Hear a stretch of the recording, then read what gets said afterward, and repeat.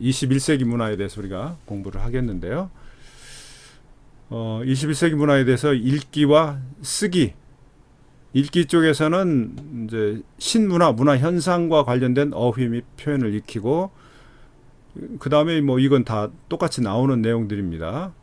학습 내용에 있어서 문법 및 표현은 은 반면에 뭐뭐에다가 뭐뭐어와 되다.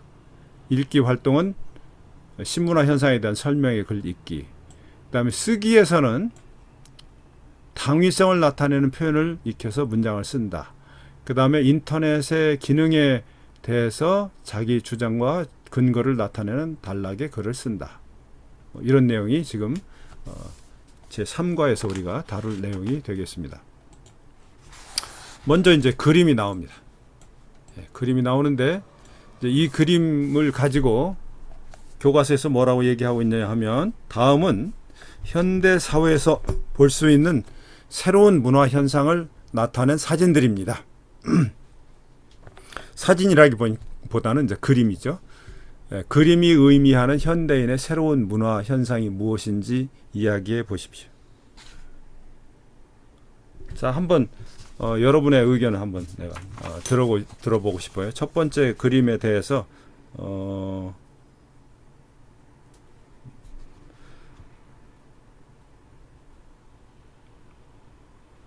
팜황남,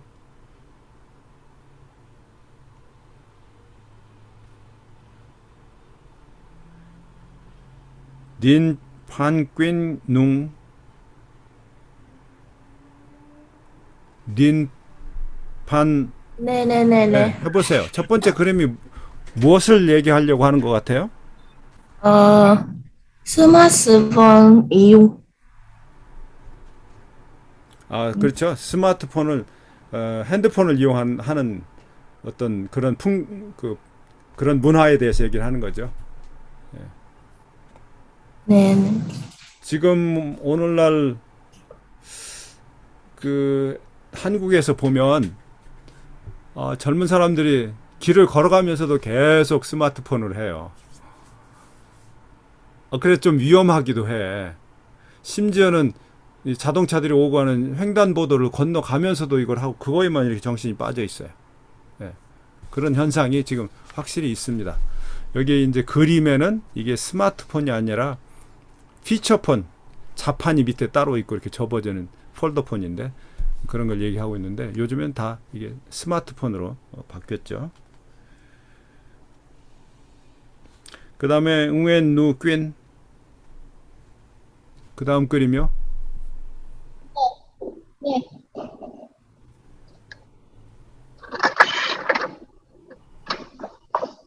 이 번째 그림 맞죠? 두 번째, 맞아요. 두 번째. 네. 이 그림의 새로운 문화 형상은 메트로섹슈얼죠. 메트로섹슈얼. 무슨 뜻이에요? 패션에 패션에 민감하고 외모에 관심이 많은 남성이에요. 그렇죠. 예. 근데 보면 이제 이 남성이 뭐 안경 뭐 이런 바지 뭐 이런 것도 있는데, 여기에 이렇게 뭔가 그 별같이 그려진 것들이 하나씩 붙어 있잖아요. 그렇죠? 이게 뭘 나타낼까요?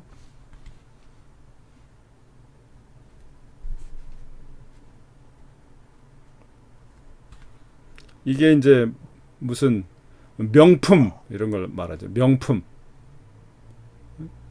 그러니까 뭐 안경도 무슨 뭐 베르사체 이렇게 아주 최고급. 예? 그 한국 선글라스가 베트남에서도 굉장히 인기가 있던데, 그 선글라스 브랜드가 뭐더라?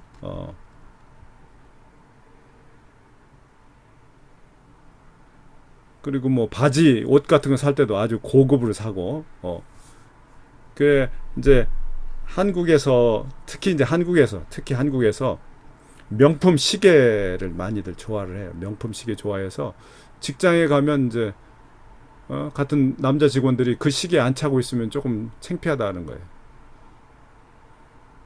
그래서 그 시기에 값이 지금 엄청 비싸잖아요. 엄청 비싸요. 롤렉스 뭐 이런 거요. 그런 문화가 있어요 지금. 그 다음에 응웬 민손. 네, 그 세 번째 그림은 이 남자는 많은 스마트 기기를 사용하고 있습니다. 그 노트북, 아이폰, 휴대폰, 이어폰, 스피커 등을 즐기고 있습니다. 네. 그리고 저 블루투스 스피커도 있는 것 같아. 그런데 이제 핵심은 뭐냐 하면 그거를 자기 집이나 무슨 회사의 사무실이나 이런 데 쓰고 있는 게 아니라 어디서 지금 쓰고 있어요?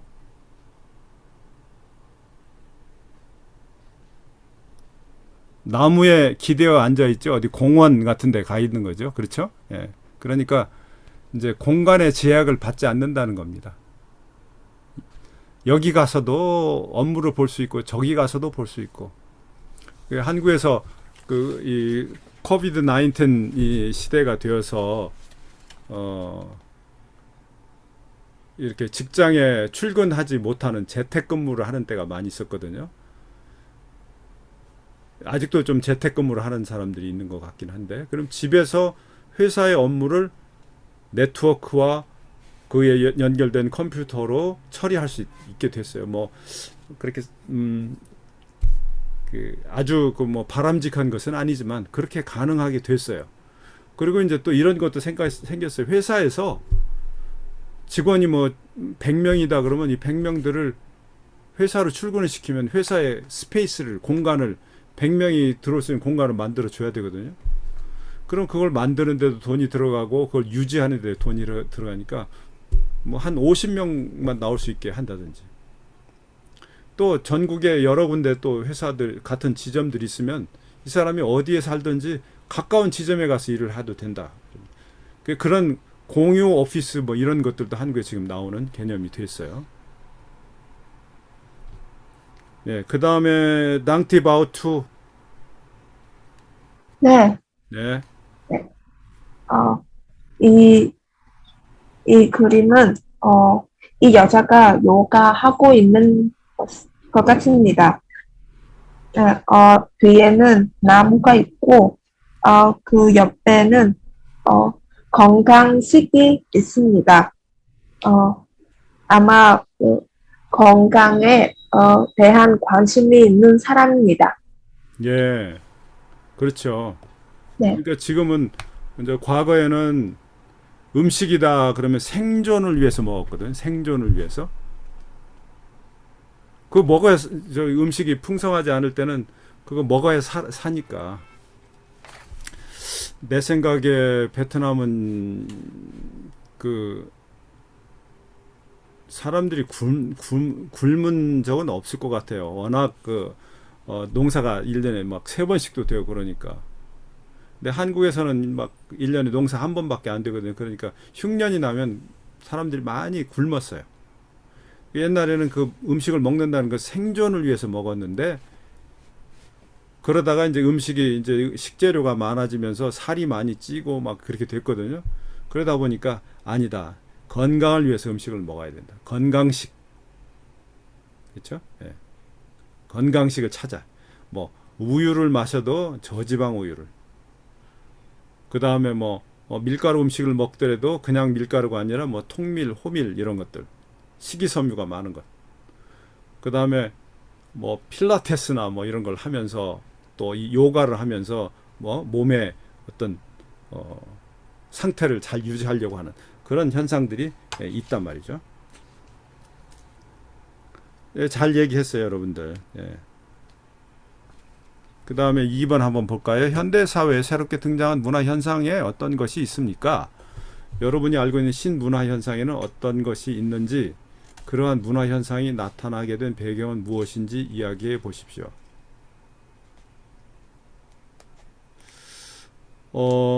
여러분 각자 한번 생각을 해 보시죠. 예. 여러분 그냥 현대 사회라고 하지 말고 여러분 살고 있는 베트남에서 지금 과거에는 없었던 새로운 문화가 어떤 것이 있는지. 그 내가 지금 느끼기에는요. 내가 22년 전에 하노이에 갔을 때 대부분의 사람들이 자전거를 타고 다녔어요. 자전거를 타고 다녔는데 지금 도시의 풍경을 보면 여러분 자전거 많지 않잖아요. 뭐가 많아요? 오토바이가 많아요. 완전히 이게 바뀐 거죠. 그러면서 이동 거리가 늘어날 수도 있잖아요. 예. 그 문화 현상이 그걸로 문화 현상이 이렇게 바뀌기도 해요. 자전거 탈 때는 그냥 동네 정도에서만 자전거를 타고 다녔는데 오토바이를 타게 되면서는 더 어디까지 더 멀리까지 가서 뭐 점심도 어디 멀리 가서 먹고 올 수 있게 되고 뭐 시장도 또 다른 곳에까지 갈 수도 있고 이런 문화가 좀 달라지는 현상들이 나타나게 되는 거죠. 그러니까 이동 수단의 변화라고 하는 것도 굉장히 중요합니다. 이동 수단의 변화. 자, 그 다음 페이지 보면 47페이지. 다음은 현대 사회의 신문화를 즐기고 있는 사람들을 표현한 말입니다. 이름과 그 특징을 맞게 연결해 보십시오. 자, 이건 한번 내가 설명을 좀 해줄게요. 첫 번째, 보보스족. 보보스족은 교과서에 정답이 나와 있죠. 보헤미안과 부르주아를 합쳐 만든 말이다. 경제적으로는 여유 있고 사고 방식은 자유롭고 진보적인 20대 후반에서 40대 후반이 아니라 아마 20대 후반에 40대 전반의 신계층 그렇게 된 말이 맞을 것 같은데 이게 이제 보보스족이라고 하는데요. 보보스라고 하는 말은 어떻게 나온 거냐면 보헤미안 할 때 BO와 부르주아의 BO를 그 다음에 부르주아 끝에 S까지 합해가지고 보보스라고 이렇게 하는데 여기에 지금 나온 말들이 한때 좀 쓰이긴 했어요. 쓰이긴 했는데 지금 내가 보니까 여기서 지금 오늘날 사회에서는 또 안 쓰이는 것 같아. 그러니까 무슨 말이냐면 이 신문화라고 하는 것은 어느 한 시기 유행하다가 그 다음 시기에서는 또 다른 문화가 나타나기 때문에 그렇다. 지금은 이제 여기에는 없지만 무슨 캥거루족 그런 말이 있기도 해요. 캥거루족. 이건 좀 이따 설명을 할게요. 그 다음에 두 번째 노매드족. 그 노매드라고 여기 표기가 됐는데 한국에서는 흔히 노마드 그 영어를 그대로 그냥 그 철자를 그냥 읽어가지고 노마드족 그렇게 노마드족. 이게 노마드족은 원래 이제 유목민족이죠. 유목민족. 무슨 초원지대에서 뭐 사막지대 이런 데서 무슨 양떼를 기르는 사람들이 이제 풀이 있는 지역으로 자꾸 이동해 가면서 이동해 가면서 천막을 치고 사는 사람들 있잖아요. 그런 사람들이 노마드예요. 그런데 이제 오늘날에도 한 곳에 정착하지 않고 움직여 가면서 사는 사람들이 있다. 그럼 여기에서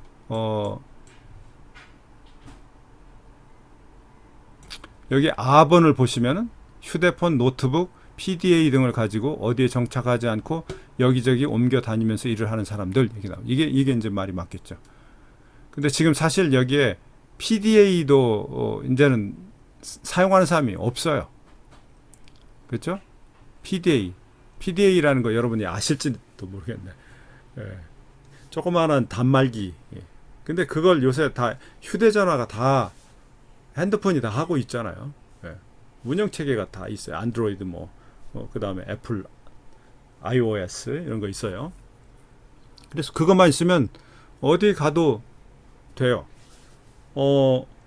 내가 1991년도에 전라북도에서 충청남도로 교환교수를 가서 충청남도 천안에 있는 단국대학교로 교환교수를 갔는데 그때 내가 노트북을 들고 다녔습니다. 그 노트북이 이제 일본 도시바의 다이나북이라는 노트북인데 세계에서 처음 나온 노트북이에요. 다른 사람들은 그게 뭔지도 몰라. 그걸 내가 가지고 다니는데 이제 자동차로 가기도 하고 기차로 다니기도 하는데 기차로 갈 때는 기차에 앉아서 한 2시간 반 기차를 타는데 그걸 가지고 글을 썼어요. 내가 원고를 썼단 말이에요. 다 신기하게 나를 쳐다봤죠. 예. 옛날에는 뭐 논문을 쓰든지 글을 쓸 때 뭐 서재에 가서 연구실에 가서 꼭 써야 되는데 이 노트북이 있다 보니까 어디서든 쓰게 됐거든요. 일종의 내가 이제 노마드족이었죠. 그래서 한국에서는 이 노마드가 오늘날의 노마드족은 뭐 그렇게 뭐 낙타를 타고 다니거나 말을 타고 다니는 게 아니라 디지털 기기 가지고 다닌다 그래서 디지털 노마드족이라고 그래요. 디지털 노마드족. 지금 또 이런 말도 그렇게 이게 이제 한때는 참 특별해 보였는데 지금 다들 그러니까 이 말 거의 안 씁니다. 그 다음에 이제 딩크족. 딩크족이라고 하는 것은 지금도 계속되고 있는 하나의 현상입니다. 이 말은 여기 자녀를 두지 않는 맞벌이 부부를 뜻합니다. 부부가 결혼을 했는데 아이를 안 낳고 둘이 다 일을 해요. 그럼 둘이 일을 하면 월급을 2배로 받잖아요. 그래서 더블 인컴이라고 그래요. 그리고 아이는 없어. 아이가 생기면 한 사람은 휴직을 하거나 직장을 그만둬야 되니까. 그래서 더블 D income I no and kids K. 그래서 이걸 줄여가지고 딩크족이라고 하는 이거는 전 세계적인 현상이죠. 전 세계적인 현상. 한국에서도 지금 한국의 출산율이 세계에서 가장 낮은 나라가 지금 됐어요. 그 다음에 이제 코쿤족. 이 코쿤이라는 건 뭐냐면 누에고치예요. 누에고치 여러분 아시나요? 누에고치. 누에고치에서 이제 뭐가 만들어져요? 그 누에고치를 풀르면 그게 실이 되죠. 그 실로 짠 천이 비단이죠. 비단. 실크. 그리고 이제 누에고치는 그 속에 벌레가 들어 있잖아요. 그 벌레 누에가 이제 속으로 들어가서 벌레가 되는 건데 그 벌레를 흔히 번데기라고 그러죠. 번데기. 아마 베트남에서도 그 번데기를 먹죠. 술안주나 이런 걸로 먹어요. 예. 그래서 그 고치 안에서 번데기 혼자 들어가서 사는 것처럼 나 홀로족이라고 나 혼자 집, 사이버 공간 등 자신만의 세계에서 모든 것을 해결하는 사람들. 이제 한국에서는 이제 그 뭐 하나에 이렇게 집중해서 그것만 하는 사람들 그런 자기 취미생활 뭐에 이렇게 집중하는 사람들을 오타쿠족이라고도 합니다. 이제 일본 말이 오타쿠라는 말로 그 일본에서 그런 사람들이 원래 있었고요. 그런 게 이제 한국에도 그런 사람들 지칭할 때 오타쿠라고 하는데 오타쿠도 이 코쿤이나 비슷한 거죠.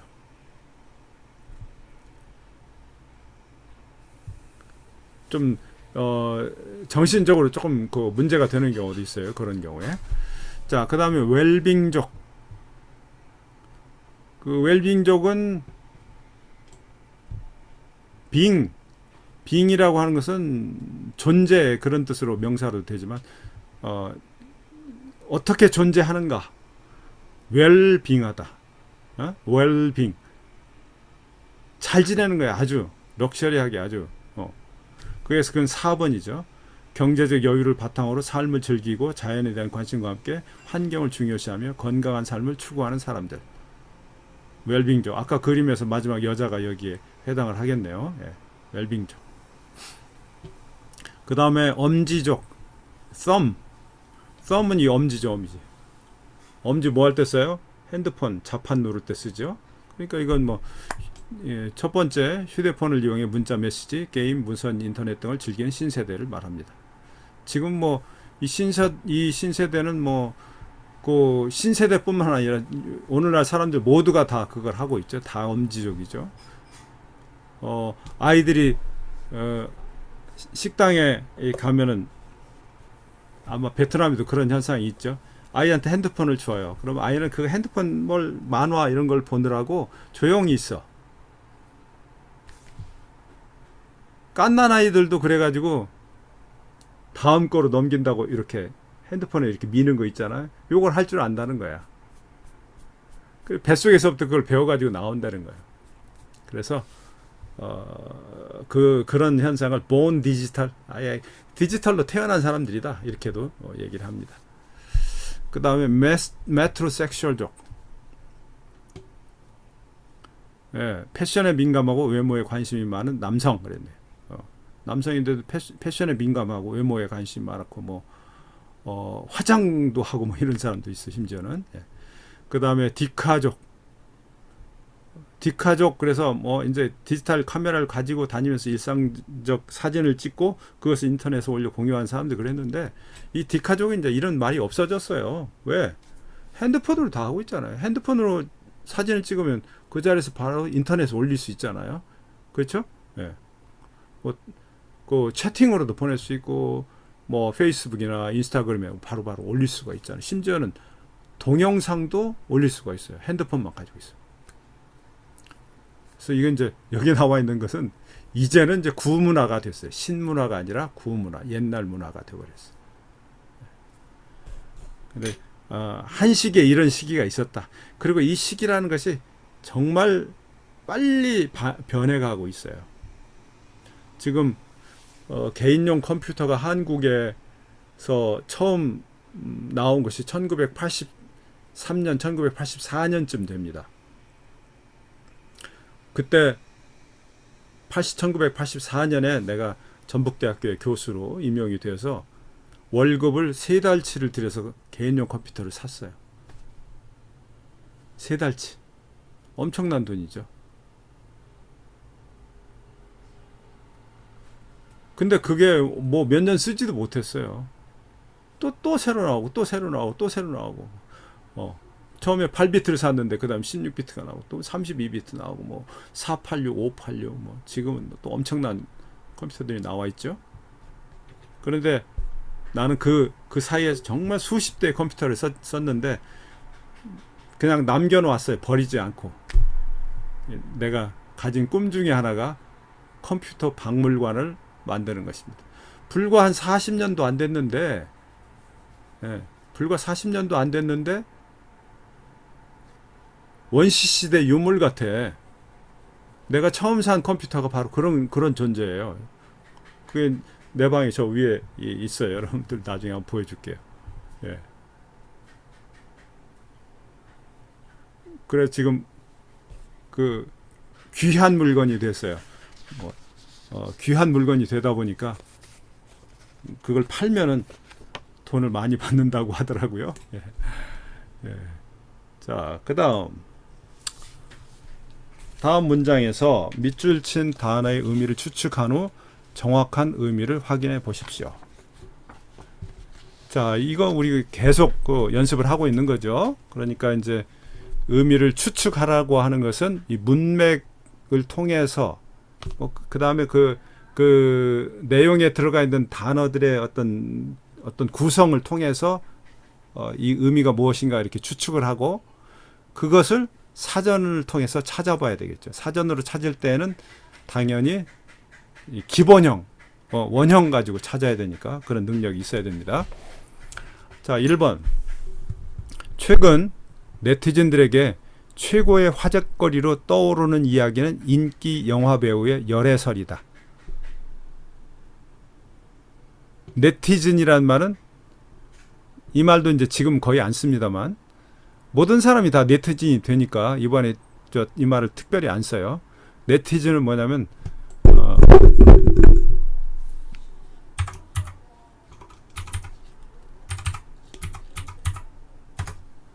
그러니까 네트워크하고 시티즌이라는 말을 합성해서 만든 말이에요. 네트워크. 지금 오늘날 모든 사람들이 다 이 네트워크에 인터넷 망에 다 연결되어 있잖아요. 여러분들 지금 우리가 이렇게 서로 얼굴을 직접 대하지는 못하지만 네트워크로 연결되어 있기 때문에 이런 수업도 가능한 거죠. 자, 그래서 네트워크 시대를 살아가는 시티즌, 시민이죠. 그걸 다 네티즌이라고 그렇게 불렀는데 지금 이 말도 그렇게 별로 안 쓰입니다. 최고의 화제거리 이야기, 화제거리 이제 지금 최근에 최고의 화제거리 가장 높은 화제거리라는 건 이야기되고 있는 것 그런 뜻입니다. 가장 이야기가 높이 이야기되고 있는 것 그러니까 거기에 떠오르는, 그래서 뜨다라고 하는 것은 땅에서부터 일정 위치 올라가 있고, 오르다는 것은 위로 올라간다, 그런 뜻이니까 대충 의미가 이 구성된 단어의 구성만 봐도 의미가 짐작이 되죠. 그 이야기는 인기 영화 배우의 열애설이다. 남녀 영화 배우가 서로 연애하고 있다, 열렬히 사랑하고 있다, 그런 내용입니다. 뭐 현빈과 손예진 열애설, 이게 인기 영화 배우의 열애설, 뭐 그렇게 되겠죠. 그래서 떠오른이라는 말은 그런 뜻이겠다, 이렇게 추측을 하고 사전을 찾아보면 떠오르다, 솟아서 위로 오르다, 기억이 되살아나거나 잘 구상되지 않던 생각이 나다. 소설을 한 편 쓰려고 뭐에 대해 생각하고 있는데 어떻게 쓸 것인지 잘 생각이 안 나다가 어느 날 갑자기 생각이 났어요. 그 아이디어가 생각이 났어요. 그게 떠오르다예요. 그런 때도 떠오르다 그래. 해가 떠오르다, 그 말도 되죠. 해가 동쪽에서 떠서 떠오르다. 두 번째, 그는 회사의 중요한 계약을 성사시키는 데에 눈부신 활약을 해서 회사로부터 상을 받았다. 활약, 아주 막 활기 있게 일을 하는 것이죠. 회사로부터 상을 받았어요. 계약을 이루어냈다, 그 말이죠. 근데 어떻게 활약을 했느냐? 아주 활약을 잘한 거란 말이죠. 활약을 잘했어. 근데 여기에 어휘에 구성된 단어들을 보니까 눈이죠. 부시다. 눈 부시다. 이 부시다라는 말은 강한 불빛을 봤을 때 눈을 이렇게 뜨기가 어렵다. 그게 눈 부시다 그래요. 그런 뜻이에요. 거기 기본적인 의미가 그래요. 그래서 이 말은 어떻게 이제 의미가 확정이 됐냐면 빛이 아주 아름답고 황홀하다. 내가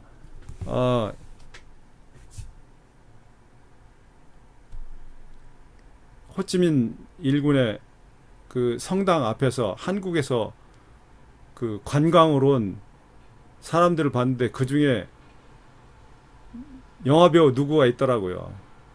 근데 그냥 눈이 너무나 눈부셔서 감히 쳐다볼 수가 없었어요. 뭐 이런 식으로 얘기할 때 그렇게 얘기하는 겁니다. 그래서 첫 번째 의미는 그렇고, 두 번째 의미는 활약이나 업적이 뛰어나다. 눈부시다. 그러니까 활약이나 업적이 뛰어나다. 그러니까 여러분이 이 인문사회대 졸업하는데 전부 다 학점을 A+ 학점을 받았어요. 눈부신 학점이죠. 그야말로 눈부신 학점. 회화는 그림의 소재가 무엇이냐에 따라 정물화, 인물화, 풍경화로 분류된다. 정물화라고 하는 것은 움직이지 않는 어떤 사물을 그리는 것을 정물화. 인물화 그러면 사람을 그리는 거예요. 사람의 모습을 그리는 것이 인물화. 풍경화는 저 바깥의 그 자연 풍경, 이런 것이 풍경화예요.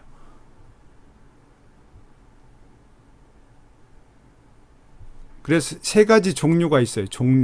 종류가 있으니까 이 분류는 그렇게 종류별로 나뉘는 것 같은 느낌이 들잖아요. 그래서 분류는 그런 거예요. 종류에 따라서 갈라지다. 분류, 한자말입니다. 종류에 따라 갈라지다. 4번, 우리 회사 제품이 동남아시아에서도 큰 주목을 받고 인기를 끌더니 이번에는 유럽 시장에서도 각광을 받기 시작했다. 각광이라는 말 자주 쓰입니다. 각광이라는 말은 이 한자어인데 이 달이라는 뜻이에요. 사람 다리. 그 다음에 이 광은 빛. 이건 뭐냐면 원래는 어떤 것을 각광이라고 했냐면, 여기 내가 사전 찾아 놓았는데, 무대 앞쪽 아래에 장차하여 배우를 비추는 광선. 이제 연극 같은 걸 하면은 조명을 하잖아요. 실내를 다 어둡게 하고 조명을 해요. 조명을 할 때 이제 조명을 하면 그 배우가 눈에 띄게 되죠. 근데 조명기가 저 위에서 이렇게 조명을 하기도 하는데, 이 밑에서 조명을 하는 경우도 있어요. 이게 각광이에요. 각광. 그래서 이 각광이 딱 그 사람한테 비추면 그 사람이 주목받는 거죠. 다른데 깜깜한데 그 사람만 밝으니까. 그런 뜻입니다. 그래서 각광은 사회적 관심이나 흥미를 뜻합니다. 각광. 5번, 그는 아직까지도 여자는 소극적이고 수동적이어야 한다는 낡은 사고방식을 가지고 있다. 갖고 있다. 사고 방식 이 두 말이 합해진 말이죠. 방식 그럼 방법 그런 말이죠. 방법. 사고 그러면 사고는 이게 이제 동음이어가 또 있죠. 사고, 자동차 사고, 기차 사고, 교통 사고. 그런데 이 사고는 한자말인데 생각사자 그다음에 또 생각한다는 고자예요. 생각한다는 거예요. 생각을 깊이 한다는 겁니다. 예. 그런 생각하는 방법, 어떤 문제에 대하여 생각하고 궁리하는 방법이나 태도를 사고 방식이라고 해요. 그러니까 이제 이런 그 단어를 추측을 해볼 때 단어의 구성이 어떻게 되고 그 단어의 한 성분들이 어떤 것인가 이렇게 알아야 되는데 그 성분들이 한자어로 된 것들이 있으면 알아내기가 좀 쉽죠. 사고 방법. 그 다음 것도 그래요. 우리 교실은 컴퓨터를 이용해 수업할 수 있는 최첨단 시설이 갖추어져 있다. 최가 앞에 붙으면 가장 끝 그런 뜻이 돼. 가장 네. 최 첨단의 최 그런 뜻입니다. 첨단은 첨이라고 하는 것은 날카로운 끝, 다는 끝 그런 뜻이에요. 가장 날카로운 끝 그런 뜻입니다. 그러니까 이렇게 산이 이렇게 있으면 최첨단은 여기에요. 여기 가장 높은 곳. 가늘고 긴 사물이나 돌출한 곳의 맨 끝 부분. 시대나 유행의 맨 앞. 시대나 유행의 맨 앞. 그러니까 한국에 이제 미니스커트가 1960년대에 들어왔나? 미니스커트 그거를 어떤 가수가 처음 입었다고 그러는데 그런 사람이 이제 유행의 최첨단에 있는 거지. 유행의 최첨단. 이제 여러분이 아는 어떤 그 기업가가 자동차를 샀는데 운전을 자기가 안 해요. 기사를 따로 두지도 않았어. 알고 보니까 이 자동차가 목표 지점만 입력을 해주면 저절로 거기까지 데려다 주는 거야. 그러면 자동차의 최첨단, 자율주행의 최첨단 기술을 그 자동차가 가지고 있다. 그렇게 얘기할 수 있는 거죠. 첨단. 이것과 관련해서 한국에서 흔히 쓰이는 말 중에 early adapter라는 말이 있어요.